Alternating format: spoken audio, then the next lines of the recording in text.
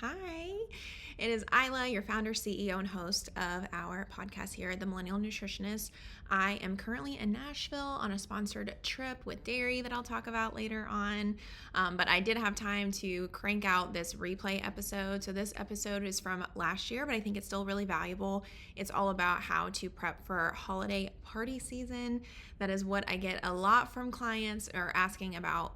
I'm nervous come December. It just seems like there's so many holiday parties to go toward or just like endless things to do to celebrate, which is super fun. But it's still important if you're trying to lose weight or overall just trying to be healthy to prioritize produce, to think about some health goals that you can work on, even if it's just to make sure you don't feel miserable or to decrease any weight gain if this is just a maintenance time for you. But I think you should listen and it can help you out, give some guidance or some inspiration during this time of the year so you're not having to start all the way from 0 or plus pounds. Come January, Catherine and I are going to dive in and give you our top tips for what works for us and what works for clients for how to navigate this party season for the last month of the year.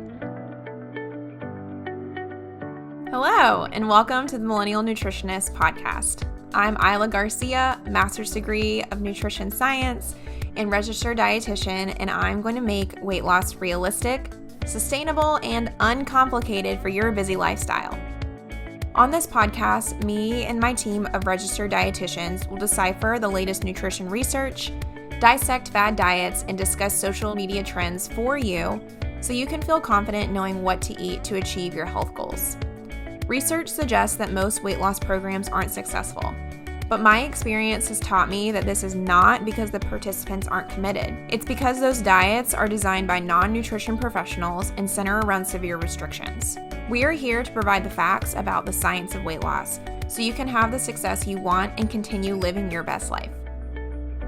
But we can hop into our kind of some of our questions for how to help people if you're on a weight loss journey throughout the holidays and how to navigate all these holiday parties. Because I don't know about you, but my clients all the time, or even when I do discovery calls, they say the problem is that when they have complete control over what they eat and like everything is perfect on a normal day, then they can get everything done. They can exercise, they can, eat all their produce, they can do everything, they can go to bed early. But then when these like special circumstances come up, that's what caused them not to be able to lose weight. But unfortunately, they're not special. A lot of times this happens like every week, and especially during this time of the year. So it's better just to think about, instead of like the all or nothing mindset, like how are we going to navigate this time? But let's start off with some broad questions, like what can like weight loss during the holiday party season look like? Like what, how can people lose weight, do you think, throughout this time instead of just being like, well, I'm going to start in January? I think that mindset is so common, right? People think, okay, once Thanksgiving hits, or even sometimes Halloween hits, right? It's like, okay, well, I'm just going to do what I want to do, and then I'll start in January. I started last year when I started with a lot of clients during this time. Every single one of them afterwards were like, at first I thought this was a terrible idea to start this program during this time, but it was actually the best time because it helped me navigate these things. And even when we were finishing the program in February and March, like, I thought that was just about the holidays, but like you said, like this happens all the time, right? Weekend parties, get-togethers, baby showers, bridal showers. Like there's always celebrations for a new job, right? Like anything that's going on. Obviously, all those things are worth celebrating. They're so important, but food is typically always tied into them. So instead of just thinking, oh, I'll just get back on track to like my perfect bubble of life where I can control everything in January, like that's not a reality. So getting some good tips in place, get some good tools in your tool belt as far as how to navigate these things right now is super, super important. So I think balance and is the biggest thing that I think about, right? Because if this is one holiday party, my favorite thing I tell all my kids in clinic is I ask them, what is a holiday? How long is a holiday? And they're like, what do you mean? I'm like, well, how long is a holiday? And they're like, well, I guess it's a day. It has the word day in the word. I'm like, exactly. So this is not a hol week. It's not a hol month, right? It's a holiday. And so normally I get it, right? Holidays are stretched to probably a few days if you're doing different celebrations with friends or family, but it's still that day or those few days. It doesn't have to stretch for the whole month. And I think that being said, like you should enjoy those things. Like if your grandma makes the best pie, eat the pie, right? But if there's a million things there that you probably know that you don't love or that are not going to make you feel great, then like select the things that you want to have balance your plate, get in some protein, get in some produce, listen to how you're feeling. I guarantee you, if you eat really, really large portions of high calorie foods, your body's going to communicate with you being like, whoa, I don't feel good. Like if you feel like you have to unbutton your pants, that's not a comfortable feeling for anybody. Yeah. Right. And so I think like balance your plate. Don't let this stretch on for the whole month. And then, listen to your body. Those are like the few things that come to mind right away that I think are super important that can help you still reach your weight loss goals. I know when I have clients too that like maybe they're just going through like a really rough time. Like I've unfortunately had some clients that like were going through a divorce when they were working with me, or like it was like just a really like whenever I get accountants come like tax season, like those are really hard times too. And a lot of times for like really stressful times like that, like it makes them feel so much better to just like not feel bad during all these events. They're like, weight loss aside, like I maybe it's not like realistic right now for me to like lose a ton of weight in this hard season, but it's like it feels so much better to have the energy to go through each day and to not feel gross coming out of an event because I'm like emotional eating. And so I think there's a lot to be said about just like you said, like at least like feeling good kind of coming out of these events if you do feel like it's impossible for you to lose weight, but we're going to hopefully help you not feel like it's impossible.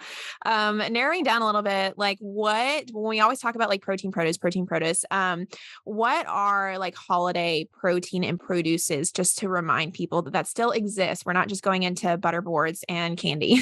Yeah, absolutely. So typically, I think most holiday meals, there's gonna, like, if you eat meat, there's gonna be some sort of meat, a turkey, a chicken, a ham, a roast, right? Something like that. There's oftentimes some sort of like bean dish, or you can always, again, like we said, you can bring all those things if you want to bring something that can be a helpful protein source as well.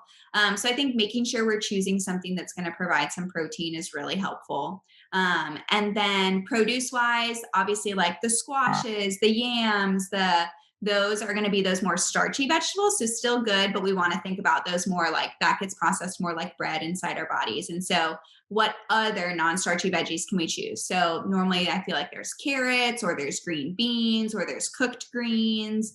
Those are like the common things that I think of offhand. But again, all of those things, those can always be the things that you bring. I am like designated salad girl for my extended family. They're like, they don't even ask me. They're like, you already know what you have to bring. And I always make it really fun and put some fun stuff on it. And people every single time are like, oh my gosh, this is so good. And so like, it doesn't have to be something boring or plain, right? Like I always do like a roasted butternut squash. I make like a maple vinaigrette, right? Like it can still be a fun thing. It doesn't have to be boring or bland, but balancing that is going to be super key to help you build a balanced plate that's actually going to fill you up, because the protein and the fiber from the produce, those are those two key components that are really going to keep us full and sustain us. Yeah. And I think that like Thanksgiving is actually a pretty good holiday when we think of like the traditional foods, because turkey is a pretty low fat protein. And so you're not having to do bad there. And we can still celebrate some produce. Like you said, green beans come to mind for me. And like Brussels sprouts. I'm the Brussels sprout salad queen when it comes to my Thanksgiving time. But I was like talking to my family this weekend because I'm hosting Thanksgiving this year because I'm in Texas. We have some family in California. We have some family on the border. We have some family in the Carolinas. So we're kind of like a central point. So we're hosting it. So I was trying to think of like, well, what does everybody want to make? And I was asking my husband and his brother, and I was like, he was like, yeah, let's like make tamales because we're like a American Mexican family. I was like, yeah, that sounds good. I was like, and me and his sister-in-law were like, well, what about vegetables? They're like, what about like potatoes and stuffing? We're like, no, it's some non-starchy vegetables. So I think like if you're the one trying to make change, like you might be the one to bring those non-starchy vegetables like the green beans and the Brussels sprouts. But like the same as you said, like whenever I bring that stuff, it always gets eaten up. I think people just like forget to bring it. Like I was saying, like we don't always think about those items, but they help us, I feel like, not to feel so bad at the holiday party. What do you think like a healthy holiday party meal can look like, whether it's Thanksgiving, a Christmas party, a New Year's party? Like maybe let's think of like what an example plate could be. So I think one of the biggest things that this has helped me and has helped so many clients that I've talked to is choosing your favorite starch. So I think especially at Thanksgiving, there's sweet potato casserole, there's mac and cheese, there's cornbread, there's rolls, there's mashed potatoes. Like there are abundant amount of starches. And I think it's really easy. Oftentimes I feel like, I don't know if it's just the way the buffet line flows, but they're at the front of the buffet. So you're like, all of a sudden you've like worked your way through, and then like over half your plate is full and you just have starch. So I think first survey your options, look what's there. I feel like most of these are family style or buffet style meals. and then choose the one starch, or choose, smaller portions of two that you really love. For me, like a dinner roll is never worth it. Just not that good, right? You can have it literally anytime, but there's not gonna be sweet potato casserole every single day. And so that's my favorite. So always choose that one. If it's mashed potatoes, if it's cornbread, whatever it might be for you, choose that one, or two smaller portions of your favorite two. And then make sure that you do find some sort of produce. So hopefully there's some sort of vegetable there available, and make sure you're putting that on there. Of course, the My Plate goal, we'd have half our plate produce, but I think holidays, like, just do the best that you can, right? Like, we want to be realistic. So if you can get some veggie and some protein on there. So for me, like, it'd be sweet potato casserole. I choose some turkey. I choose probably green bean casserole, which is another favorite of mine, and then some salad, right? And so that way that, like, I'm getting what I enjoy, and I'm able to, like, eat what I want, but I'm also balancing it so that I don't end the meal feeling really gross. And then I have room for pie. Yes, yeah, I think my plate would be really similar, but I'm a big mac and cheese girly, even though I can get it, like, all year long. I don't really make it all year long or buy it all year long, but I tend to, like, just get, like, a little bit of that and sweet potato casserole. So, like, instead of doing, like, one whole big, like, starch or carb group, like, doing, like, half and half, which I think can be another good thing if you're like, "Oh, but I like all these different carbs." Like, you can still get, like, a couple of bites of a lot of different things, and even if you go over on calories a little bit, I think it's totally fine too, as long as you're not only getting, like, the turkey and then, like, all of the carbs, because that'll probably leave you feeling kind of gross and get you in that, like, weird cycle of, like, not wanting to eat the next day and stuff like that. Do you feel like you're tired of trying every new diet out there whenever you're ready to lose weight, but you never really find long-term success because it's either too restrictive or just not conducive to your lifestyle? Well, then let me tell you about our 3-month lifestyle reset program. This is an individualized weight loss approach where you'll be going through our proven 6-step method, and you'll be led by a registered dietitian.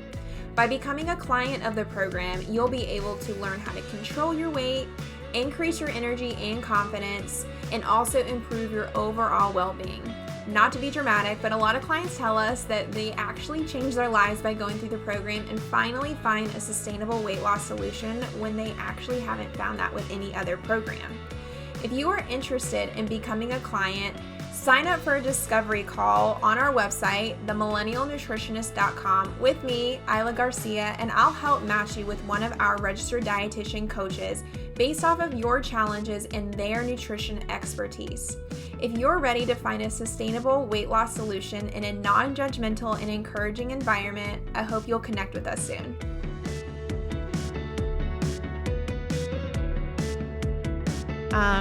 What about, like, what a healthy party can look like from, like, start to finish, as far as, like, before versus, and then, like, even, like, maybe thinking after the next day, like, what do you think, like, an example day like that could look like for somebody trying to have this, like, balance for their holiday party? So I think what's key is that a lot of this, I think, unhealthy mentality is like, I'm just not going to eat all day and quote unquote save all my calories for this meal, right? That's setting yourself up for a failure. So eat a normal meal. If you want to eat a little lighter, that's fine. If you want to just, like, if you're having your meal at 3 and you'd rather eat a brunch because you're off and you got to sleep in, that's fine, right? But we got to eat something. And I would say definitely prioritize eating protein and some sort of produce before you go to this holiday meal. So don't set yourself up for failure arriving to this party like starving. Also, don't come dehydrated. Drink water. That's helpful. Mhm. And then when I get there, I think the biggest thing is there's typically a lot of appetizers, right? Again, this is kind of back to that, like, football season, all the dips, all the things, right? But survey again what's there. If you're not hungry, again, you don't have to eat. And if you are hungry, that's totally fine. Then choose something to eat. I think plating it is huge. So if you can put it on a plate, you can kind of see what's there. If you are hungry, right, definitely try and find something that has some sort of protein in there to fill you up for a little bit if your meal is not going to be for a few hours. So I think survey the options for apps and for dinner so that you can see what's available. Only choose things that you actually enjoy. And then I think savor the food as you're eating it. So listen to your body. If you put the food on your plate, but you're actually full 3/4 of the way through, you don't have to finish it, right? Like, you can wrap it up and put it for leftovers, or, you can save it for later, give it to someone else. You don't have to feel this pressure that you have to eat it, right? Mhm. And then I think drinks is the next big thing. So I would say start with water or some tea. If it's cold out, that's probably a good place to start.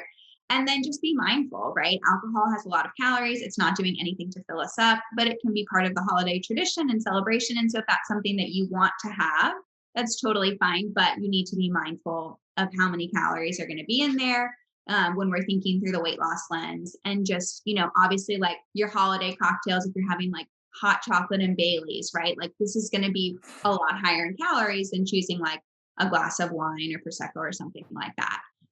Or like the apple cider cocktails, things like that. It's always important to be mindful of that. And then I think through dinner time, again, kind of the strategies that I just talked about before of building that plate. Again, enjoy it, savor it, slow down, listen to your body. And then I think, again, like what I kept thinking about when I was thinking about this topic is like for the past few years, like holidays have probably looked a lot different for people, right? Like we maybe haven't been able to be with families because of the pandemic. Or we haven't been able to see friends, or maybe certain relatives couldn't come, things like that. And so I think that is a even good, fresh lens to see the holiday through. Like the point is to be with family and friends and to celebrate together, right? Yes, of course, there's traditional foods around this. Of course, that's part of the celebration. But really, the bigger overarching theme is to be able to be together with friends and family and to celebrate. Mm-hmm. Just being together. And that is the gift, right? And so I think when we can kind of shift the focus of like, how great is it that my grandma or grandpa or aunt or uncle or brother or friend gets to be here, or neighbor, whoever it may be, that we can be together today, instead of just focusing on like, this is only about the food. That's all that matters, right? I don't know what to do. I'm overwhelmed, right? Like shift the focus. And I think that's going to really help your mentality throughout the meal. So back to the eating part. I think then when dessert comes, if we're walking all the way through, I always like to try and push for a walk between dinner and dessert, because I feel like everyone is so full already, right? And instead of just like going to sit on the couch, I think it's nice to get a little walk. So you can always try that. And then I think for dessert, just again, choosing what you want to have, right? And so like I love pecan pie. And so you choose whatever your favorite one is. I'm going to always going to choose that one usually. And then I'm going to savor it, right? If you want 2 pies or 3 pies, right? Then like choose a smaller portion of those. You don't have to have a full portion of all of them. I'm going to savor it. If I'm feeling full or feeling too full, I'm definitely going to stop. And like, you can always take a piece home, right? You can always have it to save it for the next day. Or for like the pie pushers, like whoever they may be, who are saying, I have another one. Did you try mine? Did you have this? Right? Say like, I already had this, but I love that you make this delicious sweet potato pie. Could I take a slice home? So then you're not offending anyone and you get to take it home, right? And you can have it the next day, pop it in the freezer, whatever you want to do. But I think being present, remembering why you're there to celebrate, trying to choose a balanced plate, like those would be the things that I think as we're walking through moment by moment of a day, that will be really helpful. Yes. Yeah. I think that's a big one. Like you said, that trying to focus not just on the food. That's something I work with my clients a lot on, which is hard because I think it's a little bit more psych based, but I see that problem a lot. I don't even really know. I feel like the reason that kind of came about is I honestly feel like goes back to marketing. Like we can't, like no company makes money off of like being like, instead of like really hyping up this like new sort of thing, like a food thing that we can sell you, like maybe you should focus on like your grandma. I mean, nobody's going to make money on that. So I think it's something we have to kind of like reset ourselves to be like, this is what I'm going to focus on. Like ignore all these other messages coming in. But that can really help because I get a lot of clients who feel like they struggle because they are like, well, I'm just a food person. And you can still be a food person, but we also need to like have that balance if you're trying to lose weight to like focusing on those other things. And I have a tip for that too in a client story. So we can move into that. But I think that was a really good, clear answer of like kind of what that looks like. Cause I feel like a lot of people talk about balance, but we don't ever really get to hear what that is. So I think that's a good way to kind of like think about it. Like you still can enjoy the foods you like. It doesn't mean that we're going to like never have any dessert, no sugar, no carbs or anything, but it also means we're not going to like leave feeling gross and sick to the point where we're going to like probably undereat the next day and get stuck in that cycle. Let's talk about like some tips or maybe some like challenges, misconceptions that people go into during this like holiday season that we've seen from our clients or just like from the general public.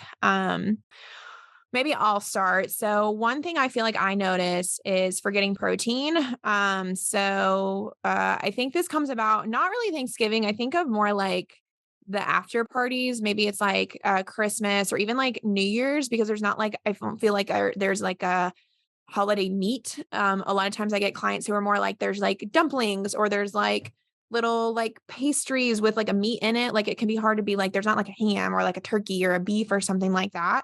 My tip for this is to try to like just eat normally that day. So another thing is like, these like meals, like, yeah, it's like a holiday, but a lot of times too, we're only eating like one meal on that day that is supposed to signify the holiday. And so like making sure, like you said earlier, to like just eat normally for like breakfast and lunch or breakfast and dinner, whenever that holiday meal is, and making sure to get protein in there is going to help, because sometimes I understand there's like just not protein there and like you're not going to bring like a turkey sandwich to a party. So like making sure you do eat like a high protein breakfast and a high protein lunch if your meal is that dinner, that's going to help, instead of you feeling like so rigid that you have to go into that meal eating protein there. And if there is protein there, great, like eyeball it, make sure it happens, but we don't need to be like super rigid all the time, because I know sometimes it's just like not ideal for there to be a protein at some parties. So that's my tip. Did you have a tip for eating more protein, or were you thinking something else? Yeah, I think definitely throughout the day, which we already kind of touched on, and prioritizing that. So I think everything you said was super helpful. Yeah. Do you have like a common challenge then that you see among your clients during this season that we can help people with? Yeah. So I do think this actually kind of ties into the protein and throughout the day is for all of my busy mom clients. They are running around all day trying to get things ready, right?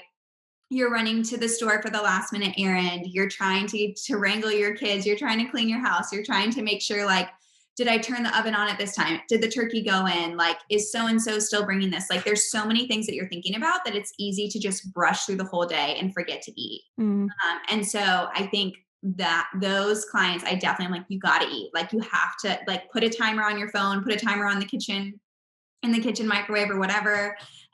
Do something, or remind yourself like, okay, when I do feed my kids breakfast, like I'm going to sit down too. And like, I'm going to delegate tasks. I'm going to have someone else help me with things so that I can at least carve out, 15 minutes for me to eat a meal. So I think that's huge, because just like I said before, if we don't eat all day, then we're totally setting ourselves up for failure for that meal. So I get it. Holidays are busy. Moms are so busy. You're doing so much. You're doing all the things. But you will be a better person, a better mom, a better family member, a better host if you can nourish your body with a little bit of food and feel better.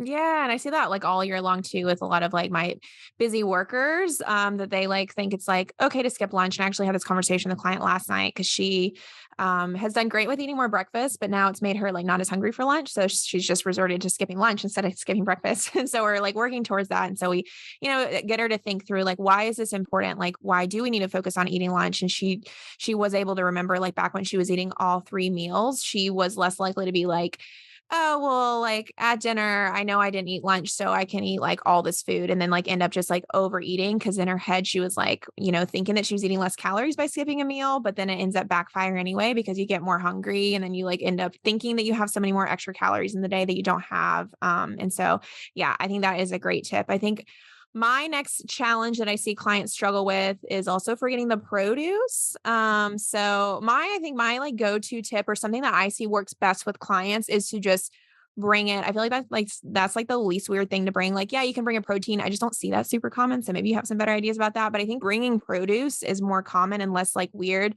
Because a lot of my clients too, they don't want to be like, they don't want to make it obvious they're losing weight. Like they don't want to make it be like, they're being like a healthy person.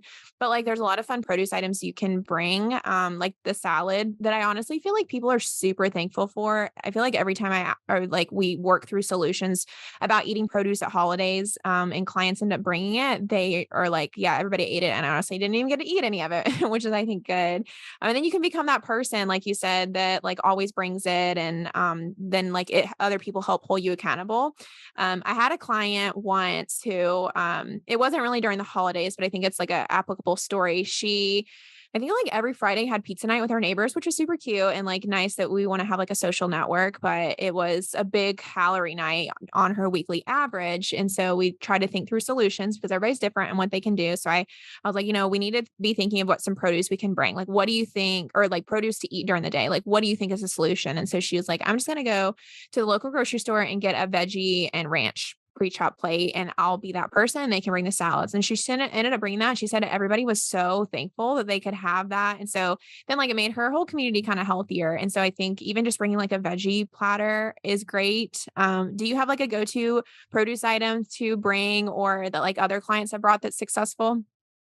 Yeah, my personal go-to is definitely a big salad. Mm, So that's always a go-to for mine. And then I normally talk with clients of like, okay, like what do you always bring, right? mm, And then how could we maybe just add a veggie to that too? So maybe it's mixing it in with something, or it's like, I'm just going to bring a second dish, right? Which is always helpful for whoever's hosting, right? For someone to bring more than one dish. And then they get to choose like, well, what veggie do I like? Because I think sometimes clients are like, well, there was only this veggie and I don't like it, so I yeah. didn't eat it, right? But if you're bringing something, you have control over that. So like if you love Brussels sprouts or you love carrots or you love green beans or broccoli, like whatever it may be, just think about that and then figure out how you can make that as one of the items that you bring. Yeah, I'm trying to think of the other ones too. I think those are the ones that come to mind, but those are just what I bring. I think before I've been to places where there's like pickled vegetables, those can be fun and not like super weird.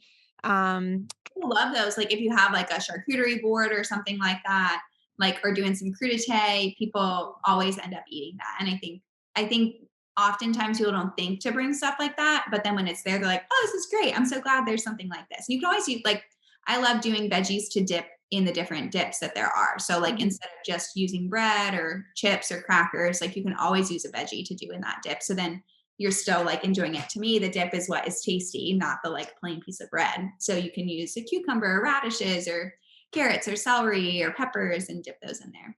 Yeah. What is another challenge that you see with your clients? I alluded to this earlier, but the pie pushers or the food pushers, I think that's a huge one around the holidays. And I think there can be like a lot of guilt associated with that. And then we feel like we can't say no or we don't know what to do. So I think kind of just I always work with my clients. We come up with phrases to say beforehand. And so this is something around the holidays that always comes up with my clients of like, okay, so and so is you already know this is going to happen. It happens every single time. What are we going to do? And so I think just kind of figuring out what you feel comfortable saying, what you feel like you can say in that setting is super helpful. So maybe it's like, oh, thank you so much. Like, that's always so delicious, but I'm full. I'm good for right now. Or with the pie saying, like, oh, I actually already had some, but I love your pumpkin pie. Like, could I take a slice home? Or just saying, like, oh, I'm actually full. Thanks. How are your kids? Right. And just shifting the subject. Right. Because I think people just are excited. It's the holidays. They're conversational. Food is obviously this big topic. And so they just feel like that's something to talk about. Mm, But I think shifting it can be helpful of like, oh, tell me about your new job or tell me, what are your plans for X, Y, or Z, right? Like people just are trying to be conversational. So I think instead of getting so worked up, like, oh, I have to say yes, I have to eat everything that everyone wants me to, or I'm going to upset someone, right? Like if you know it's going to be really upsetting, then maybe you use the phrase like, oh my gosh, I love that you make this. I always look forward to it, but I'm actually already really full. Is there any way I can take a slice home? Then like no one's upset after that, right? Like that's a great solution. And then shifting the subject, like people love talking about themselves more than like talking about food. So just ask them a personal question. is that something that you say? I feel like I forget that like as dietitians, like we've like pretty much gone through this like our whole lives. So people bring like the weirdest stuff. I remember one person came and she thought because I was there that I would want everything gluten free, which I don't know why. I think just some people think that like that's the only healthy thing. So she brought like a whole bunch of gluten free stuff. So it's just like the weirdest stuff comes up. So when this conversation or this like challenge comes up, I always like think like, oh, I guess I have really, dealt with it my whole life, but I don't really think about it. Like, or are people in your life just like already accepting that they know that you're like not going to want to eat like 5 pies at one time? I feel like people are like, oh, you're not going to eat this because you're the dietitian. I'm like, listen, I eat all foods. I love all foods. I'm here to enjoy just like you. I'm just a normal person, not the food police. I'm not judging what you're eating. You are can do literally whatever you want. Yeah. Um, so I feel like I get more that end of the spectrum. Mm, And so, yeah, it just depends. But yeah, sometimes people are like pushing food and I do end up having to say that. But again, like mhm. that's just because like I'm going back to like what feels good for my Right. body.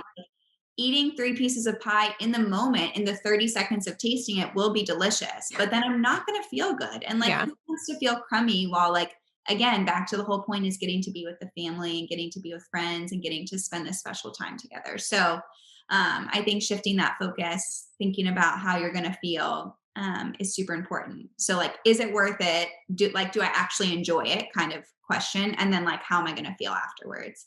And I think those two questions can be really good gating factors to your personal choice of what you want to have. I'll say that, like, I'll be like, that's going to make my stomach hurt. And like, why would somebody else want you to be in pain? Like, I don't know. They shouldn't argue with that. If they do, they're not very nice people. Cause sometimes it's like by the time I've eaten all my food, like I don't like it is going to hurt my stomach if I eat more. So that normally shuts people down. Or like if it's in the beginning and they're like, oh my gosh, you've got to have this appetizer that I made. Like you really have to have this like pimento cheese and bread. Like you got to have it. But I know that that's going to really fill me up and my stomach's going to hurt. That's my motivators. I just want my stomach hurt at the end of the day. I'll just be like, oh, if I eat that, I won't be able to eat the pie, or I really want to eat dessert and I won't be able to eat all of it. And normally that shuts them down. I know for when I ask clients who succeed with this, they have said too before that like they're full, or that like some have even said like I'm paying to have a coach and like I'm investing in my health and I don't want to like eat that. That has like worked for other clients. Or some clients even say like you can still kind of take a bite and like kind of push the food around. I have a grandma who's like that. She always makes desserts and she literally wants me to eat 5 pieces of dessert every time I go anywhere. And like, she's very much like, no, I'm going to put it on your plate. I already put it on plate. Here you go. Here you eat it. Like I already made a plate for you type of person. So I'll just kind of like eat a little bit and then like leave it on the table, maybe give it to somebody else who like can handle more desserts than me. But it is hard. I had one client though, and she's really good with like just standing up to people when it comes to this. And so I asked her, like, how do you like have that confidence? And she just said that she knows that it's not about her. It's about other people when they want to be weird about what you're eating. Like if they're going to judge you for wanting to eat less, like less desserts or less carbs or something like that, it's up to them. It doesn't mean anything about you. It's just on them. And so I try to tell that to other clients. I think that client was like really confident, but I think that's like a good thing to think about as well.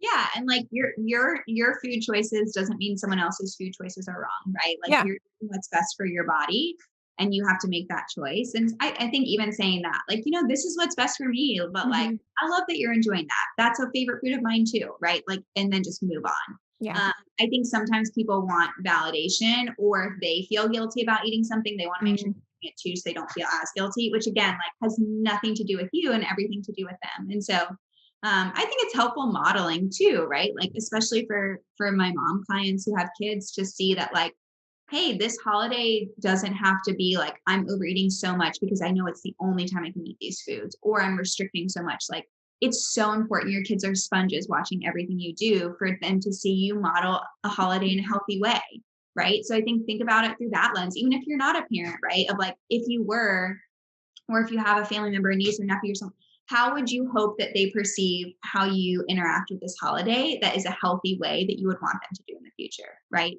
Probably being obsessed with the food and being so stressed out about it. And I don't know what to do. This is ruining everything. That's not what you want to pass down, right?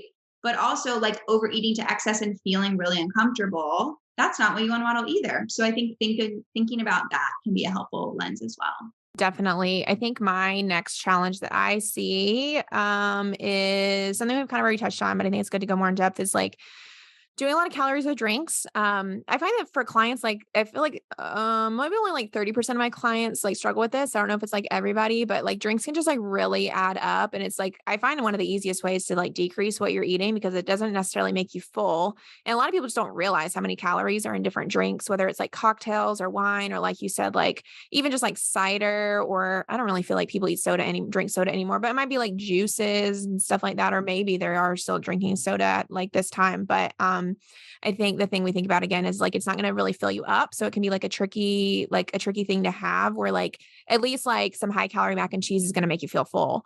And so just being aware of the calories there will help you. But I think my tip for this that I see success with clients is that try to have a plan before you go. So it sounds super simple, but when my clients struggle with the drinking part, like when they just have a plan of like, I'm going to go in, I'm going to have 2 glasses of wine and that's it, they honestly do really well. There must be some sort of psychological trick to like just having that plan going in there. And then another thing that helps is like alternating with water. So like maybe you can't, like it's hard to get in there and you get social and stuff, and like it's hard to like stay on track with like your plan.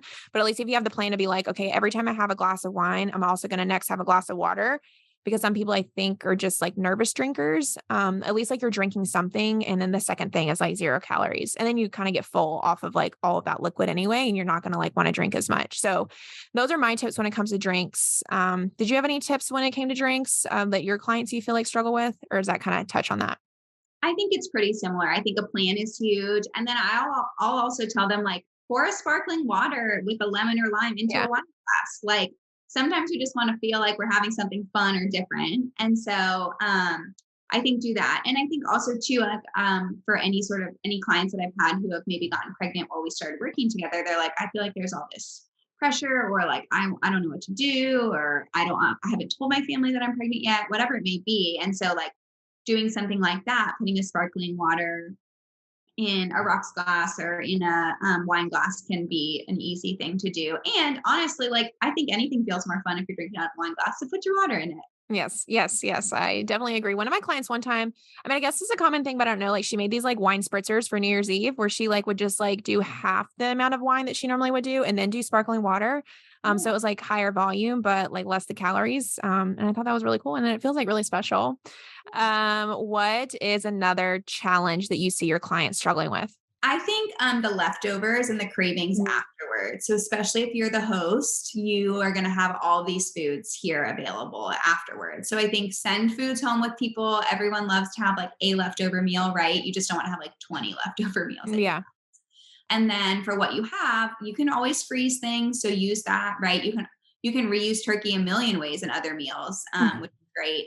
But whatever you have excess of, you can always freeze it. And then I think again, when you are having the leftovers, you have even more of an opportunity to balance that meal, right? You can work on half that plate being veggies or fruit because it's not this whole holiday fiesta celebration and you're getting wrapped up in all of it, right? Like you have full control over it the next day. So I would say that would be really helpful. And then any sort of just like cravings, right? Like I think a craving is a feeling, right? And so it's not all powering, even though it feels like it is.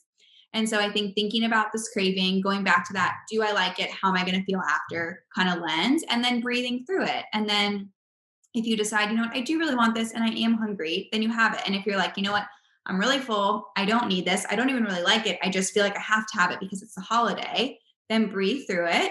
And then when you reach the other side of that craving and not having it, then that's super empowering, right? Because you Mhm. can remind yourself like I am in control of what I want to have. So I think like kind of breathing through it or taking a pause moment or doing a check-in on your hunger, all of those things have been super helpful for my clients. Yeah, and I think a big thing when it comes to cravings that I've learned that people don't realize is like a lot of times my clients are just having cravings because they're hungry. And it's like, okay, first let's like eat a meal. So let's see if like you're really just hungry. Like, yeah, if you're hungry, like a piece of that pecan pie, you're probably gonna have a big craving for if you haven't eaten anything all day and it's lunchtime. But it can be a simple, fix just to be like, think like, have I had a meal? Am I actually hungry? Let's have my like protein and my produce and a little bit of carbs. And then a lot of times my clients are like, that craving went away when it's just Yeah, like, okay, so maybe it was just hunger, And so I think also too, like making sure to nourish yourself and not just do like desserts for your meals or just do like tons of mac and cheese or mashed potato for your meals can really help bring down those cravings as well. My last challenge that I was thinking of is that thinking like your only happiness comes from the party. So this is a tough one because I think it's more psychological. Like a lot of times people are like, I'm just a food person, which I get it, I'm too, I feel like. But like when that's somebody's like whole personality or like they are like constantly thinking of the food and like that's all they're going to get out of this event and like they are really hyping it up and like all this stuff. I think like it can get tricky when you go in there and you don't know what to do besides just like eat the whole entire time. I had a client once who she kind of had struggled with this before. And because I think what helped is like having the tracking. So it gave her a certain calorie limit. And so then when you have a limit, you start to realize like you actually do feel good eating like an appropriate amount of calories for your bodies and you're not overdoing it every time. So then she was able to just sit and think about like, what would it have been like before if I went to this party and overate? And so she went to like her husband's birthday party and she got herself a salad, which she was excited about eating a salad. And then she realized that she was full. She ate all the calories that day. So she was able to like step back and think about it. Like, am I actually full? Do I want to go over on calories? And she realized she didn't. Her husband had like a huge pasta plate and a piece of birthday cake. And she realized like that she had just as good of a time eating her salad, but celebrating her husband there and being able to say like, maybe at my birthday, I can overeat like that, but I don't want to overeat like every single time it's everybody's birthday. And so I think that's something you can kind of think think about. And I think that just takes practice, therapy, and like mind work to realize that like there are other things to be happy about at events besides just overeating. Cause I don't honestly know if it makes people super happy to overeat all the time. Maybe they just like need practice with like also thinking of like their family members or doing like games after or watching a football game after Thanksgiving or getting excited about like talking to somebody or networking or something like that. But I think it is like kind of hard to work through. What do you normally like advise clients to do who have that same problem? Yeah, so I think that is totally valid. I think a lot of people feel like that. Something that I do with a lot of clients is ask them like what is one thing that they're really excited for during this holiday? And typically when they start to think about it, it's usually like, I'm so excited to see so-and-so, right? Or like, it's going to be really nice to have a day off work and to be able to like have a slow morning, or whatever it may be. And I say like, okay, like, let's focus on that. Like, that's what you're most excited about. And I think it's all about shifting that perspective back to kind of like, the main point of the holiday or the celebration is not just primarily food. It is a part of it, right? We live in a culture that food is a part of every celebration. Drinks end up being a part of a lot of celebrations too. And so it's hard when we're on a weight loss journey. Mm-hmm. But I think shifting the perspective to what you're hoping to really, enjoy and have this good quality time with can be super helpful. And I think too, like the next day, right? If you do overeat at a holiday, it's okay. Like it does not ruin anything. It is one day. It was probably just one meal. And like the worst thing you can do is talk negatively to yourself and to restrict the next day. The absolute best thing you can do is just eat a normal meal and just keep going on, right? Like we cannot change the past. All we can do is choose what we're going to decide for our future. And so what you can do, the best thing you can do is to have a balanced meal. Go back to those things that you know that help work for you and nourish your body and say, you know what?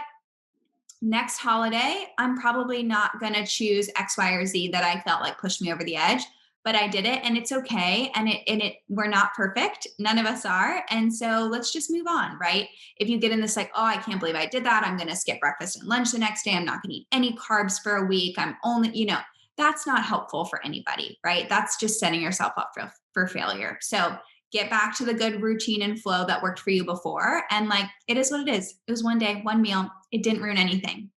Yes. Yeah. I love it because honestly, like, I don't know if I follow all these tips like 100% either, like on that day, like, but I think one thing that like we are focusing a lot on just this meal, but this meal shouldn't matter that much if the rest of your week is fine. And I think a lot of people don't think about that. There's like room to improve on steps outside of just Thanksgiving and room to improve on overeating, like after your work when you're stressed out. And if you deal with all those other little things in your daily routine, you can totally go a little bit overboard on a holiday and it should be fine. Where it's a problem is like you're also going overboard every other day too. And then that's why this holiday just seems to get even trickier. So yeah, I think take all these like with a grain of salt, figure out like what you can do, honestly, just to walk away feeling better, to not completely overdo it. So you don't get stuck with an all or nothing cycle is kind of what I hope listeners take away from this episode. Not that they have to be perfect. But to clarify, I definitely do not do all of these things. I've definitely walked away from many meals feeling really crummy before. So this is like a good reminder to myself as I was prepping for this as well. And like, even if you take one tip away that helps you feel better after the holiday meal, that's the goal, right? Like, it's not that you have to do all these things perfectly. It's just like, what's one thing that you can do that's going to help you feel better afterwards? Yes. Yes. I love it. But thank you so much for joining us today, Catherine. Hopefully this helps people get through the holiday season. But make sure to subscribe to our YouTube channel. I need to keep plugging that in here. We also post these on YouTube. And if you could subscribe, that really would help us out. But thank you so much for coming on today, Catherine. Thanks for having me. Thank you so much for listening to the Millennial Nutritionist podcast. For daily weight loss tips and nutrition information, you can find us on Instagram at the.millennial.nutritionist and on TikTok at millennial.nutritionist. If you find this information helpful, please subscribe to the podcast and share it with a friend who needs encouragement on their health journey. See you in the next episode.